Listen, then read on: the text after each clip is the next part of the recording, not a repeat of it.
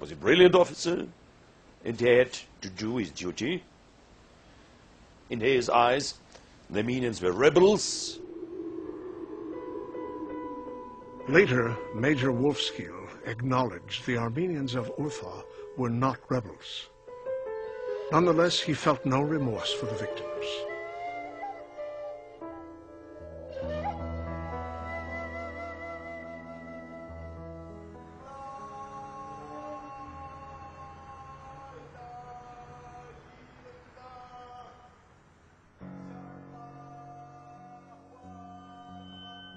Talat's goal was becoming clear.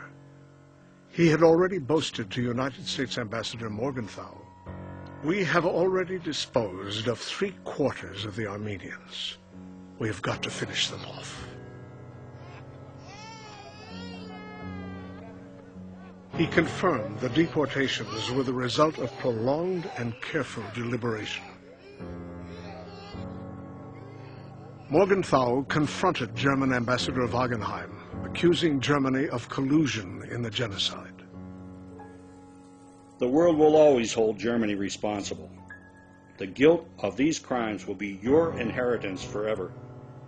I do not claim that Germany is responsible for these massacres in the sense that they instigated them, but she is responsible in the sense that she had the power to stop them and did not use it. "All you say may be true," replied the German ambassador, "but the big problem that confronts us is to win this war." And I turned from him in disgust. Wagenheim rose to leave. As he did so, he gave a gasp, and his legs suddenly shot from under him. I jumped and caught the man as he was falling.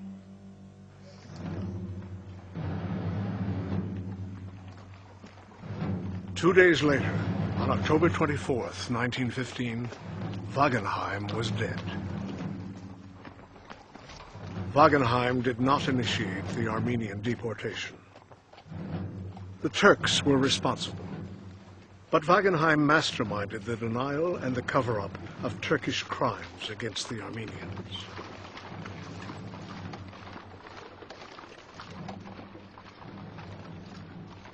German complicity legally and morally and politically entails the idea of German responsibility.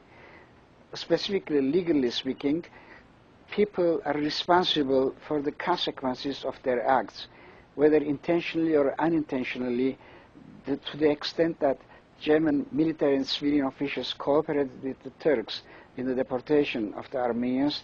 They are responsible for the genocidal outcome of these massive deportations.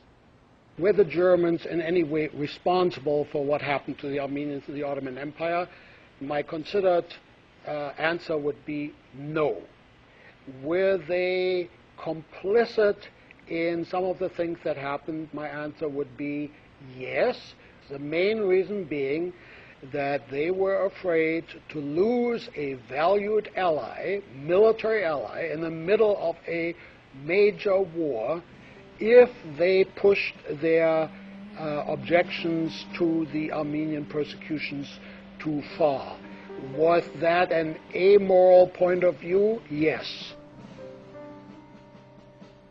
The remarks by the head of the German government, Chancellor Bethmann-Hollweg, confirmed German complicity in the Armenian genocide. We will need the Turks, no matter if Armenians perish or not. In 1918, Turkey lost the war. 4 years of the Turco-German alliance. Genocide was the price. 1.5 million Armenians annihilated in a frenzy of mass murder. The Turkish perpetrators escaped with the help of German generals and diplomats. They were given refuge in Germany. No German was ever brought to justice for crimes against the Armenians. Some, like Max von Scheubner-Richter, joined the early Nazi movement. Richter became a close friend of Adolf Hitler and died taking the bullet intended for Hitler in 1923 in Munich. 17 years later, the teenage soldier Rudolf Hauss became the commandant of the Auschwitz extermination camp. The secret genocide in Turkey had become a part of Germany's collective memory. Within a generation, Germany would again be involved in crimes against humanity.